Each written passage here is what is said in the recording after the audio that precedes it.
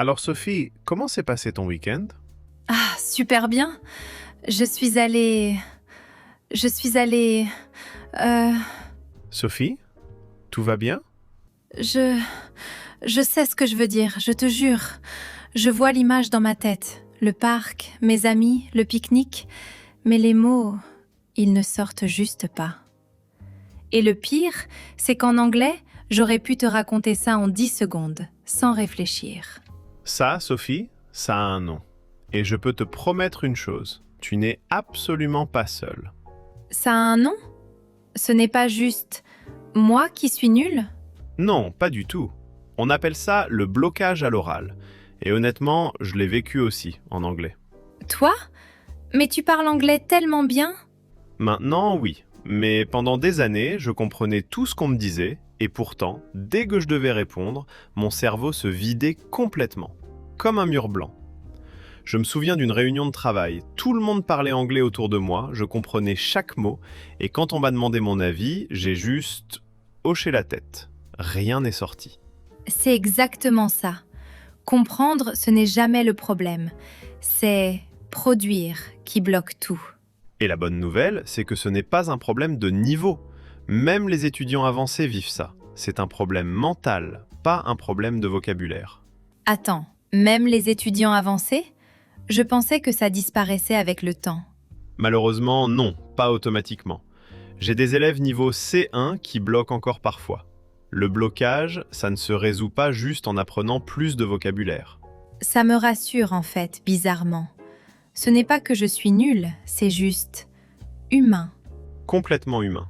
Et maintenant, parlons des causes exactes pour que tu puisses identifier la tienne. Il y a en général 3 causes derrière ce blocage. La première, c'est la peur de faire une erreur.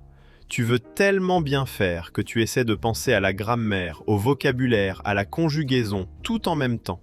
Et évidemment, ton cerveau surchauffe et rien ne sort. C'est un peu comme essayer de jongler avec 10 balles alors que tu viens juste d'apprendre à en tenir une. Exactement. La deuxième cause, c'est la peur du jugement. Et attention, ce n'est pas juste la peur d'être jugé par l'autre personne. C'est surtout la peur d'être jugé par toi-même. Ça me parle énormément. Je m'entends parler et je me juge instantanément. Mon accent est bizarre, ma phrase est fausse, ils vont me trouver ridicule. Et en réalité, la plupart des francophones sont bienveillants. Ils remarquent l'effort, pas la petite erreur. Honnêtement, je crois que je suis beaucoup plus dure avec moi-même en français qu'en anglais. Une erreur en anglais, je m'en fiche. Une erreur en français, ça me hante toute la journée. C'est très commun ça. On accepte l'imperfection dans notre langue maternelle, mais pas dans la nouvelle. Et la troisième cause? La troisième, c'est la traduction mentale. Tu penses d'abord en anglais, puis tu traduis en français dans ta tête avant de parler. C'est naturel, mais ça prend du temps. Et dans une vraie conversation, ce temps-là te fait paraître bloqué, même si tu connais la réponse. Donc, littéralement, le temps que je traduise ma phrase, la conversation a déjà avancé et je me sens larguée. Exactement, et ça crée un cercle vicieux. Plus tu stresses, plus tu traduis lentement, plus tu stresses. D'accord, j'ai compris les causes. Maintenant, donne-moi une solution, s'il te plaît. Il y en a une qui marche presque comme par magie, et elle est très simple. Parler tout seul. Parler toute seule? Genre, dans mon appartement? Exactement. Personne ne te juge, personne ne t'entend, donc la pression disparaît complètement. Et il y a 2 versions de cet exercice. La première, c'est la description. Tu décris tout ce que tu vois autour de toi, à voix haute, sans t'arrêter. D'accord. Je vois une tasse de café. Il y a une fenêtre à ma gauche. Mon chat dort sur le canapé. Voilà, exactement ça. Aucune pression, aucun jugement, juste ton cerveau qui construit des automatismes. Il y a un livre ouvert sur la table et j'entends la pluie dehors. Tu vois, après quelques phrases, ça coule déjà plus naturellement. Et la deuxième version? La deuxième, c'est encore mieux. Tu inventes des dialogues imaginaires. Genre, imagine que tu es une actrice célèbre et qu'on t'interviewe. Merci, merci beaucoup. Je suis tellement heureuse d'être ici à Paris. Voilà! Exagère, amuse-toi. Ça n'a même pas besoin d'être réaliste. C'est C'est complètement remarquable, mais je dois avouer, ça enlève toute la pression. C'est exactement le but. Ton cerveau crée les mêmes connexions que dans une vraie conversation, mais sans le stress. Et il faut le faire combien de temps, cet exercice? Même 5 minutes par jour, ça change tout.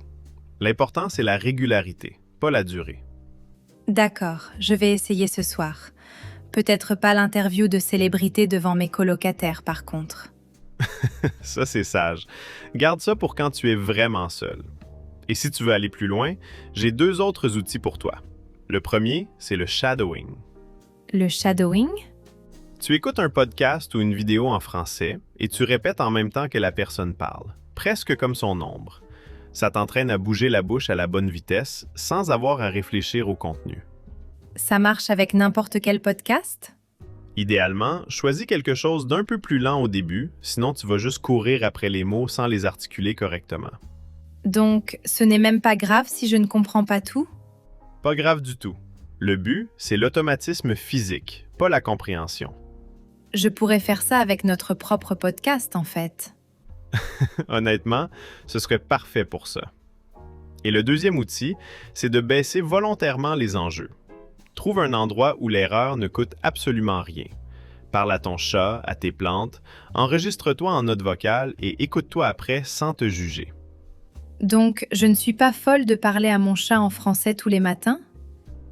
Pas du tout. C'est littéralement une méthode reconnue. Mon chat doit avoir un meilleur niveau de français que certains de mes collègues à ce stade. Il comprend tout, il juge juste rien. Je crois que ce qui m'aide le plus, en fait, c'est de me rappeler que le blocage, ce n'est pas un manque de niveau. C'est juste la pression. Exactement. Et la pression, ça se désapprend petit à petit avec de la pratique sans enjeu. Alors, pour récapituler, si tu bloques à l'oral, ce n'est pas un manque de niveau. 3 causes possibles: la peur de l'erreur, la peur du jugement ou la traduction mentale. Et 3 outils pour t'entraîner: parler tout seul avec la description, inventer des dialogues exagérés et le shadowing avec un podcast. Et n'oublie pas de baisser les enjeux. Parle à ton chat, à tes plantes, à toi-même dans le miroir, peu importe. Et rappelez-vous, même nous, on bloque parfois. Ce n'est pas un signe d'échec, c'est juste normal. Alors, dites-nous en commentaire, qu'est-ce qui vous bloque le plus, vous? La peur du jugement, le manque de mots ou la traduction mentale? Et si vous voulez essayer l'exercice, commencez petit. 1 minute, à voix haute, en décrivant votre pièce. Vous serez surpris. Merci de nous avoir écoutés. Prenez soin de vous. Salut tout le monde!